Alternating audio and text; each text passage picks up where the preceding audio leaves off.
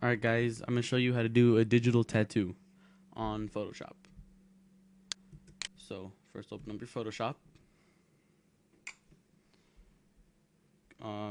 Mine's portable and it's CS4. Now it doesn't make a difference to CS3, but CS2 and below some things might be different.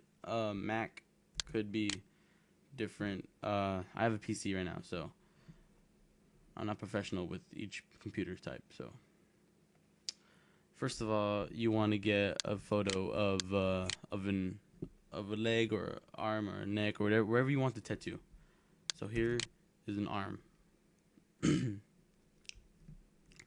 Alright, so obviously the tattoo is gonna go around here. Then you go open another one to the tattoo that you wanted.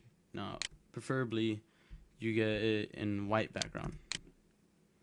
So the tattoo I wanted was life, and then upside down it says death. So obviously I couldn't find one that only said life, so I had to crop it down using the crop tool right here. Alright, so you just crop it down. Okay, once you have it like that, where everything else turns dark except what you boxed, then you right click inside the box and click crop. There you go. Next, you do see how it says background, but you don't want it to be background, you want it to be a layer. So you double click, and then right here it says layer 0 or layer O. Just click OK. That's it. Just click OK. And now it turned into a layer. That's good. You want to do that. Now take out your wand, and then you click in the white part on the outside of the lettering.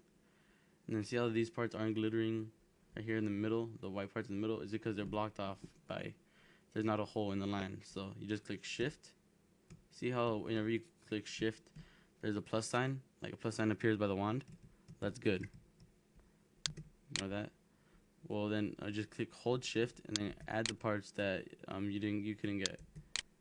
Luckily there aren't too many in this one. This is a really easy way to do this kind of stuff. It is the fact of finding them, I guess.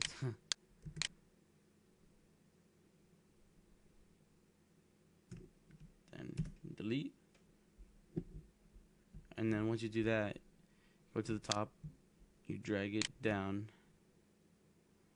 like that. So it's easier, so you can put it into the other photo. Alright, then you click on this move tool here, and then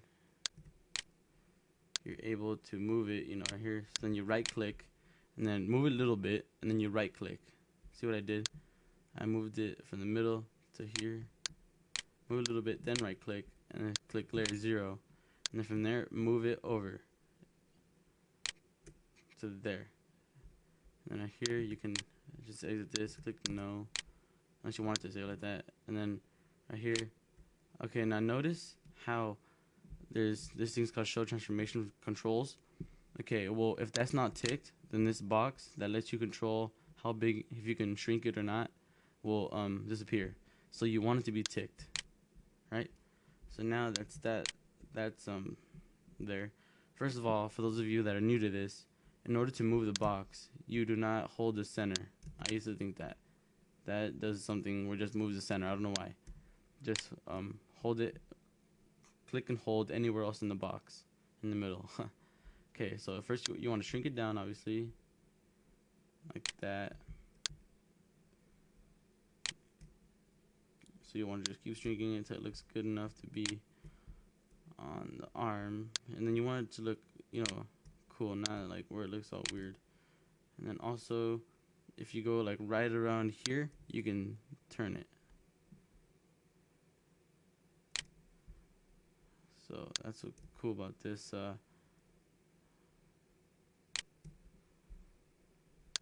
And then, you want it to fit into the arm, because obviously tattoos don't go off the arm. Okay, so once you do that, you go over here to, once you finish with that, you click OK. By clicking OK, you just double click in the middle of the box, like where you would move it. And then you come over here to layers, click multiply, and then it gets, then the edges don't look so jagged. It looks more clean. And then to opacity, for people that are from, medium brown colored, the skin, not to be racist or anything, medium brown colored to, white, I suggest the opacity you put it to 70%. Anywhere darker, you put it to wherever you like. Anyone dark a little bit. So obviously, see how it went to that color, because obviously a tattoo gets weared out a little bit, little by little. So once you do that, oops. Once you do that, you change the opacity to 70%. Do this to multiply.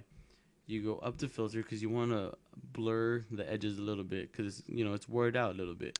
Or else if it's perfect, then it looks like you put it in there in Photoshop, which you don't want to do. So you go to filter, go to blur, Gaussian blur, and then do 0 point whatever number you want. Don't do 1 point something, because if you do 1 point something, it'll look like that.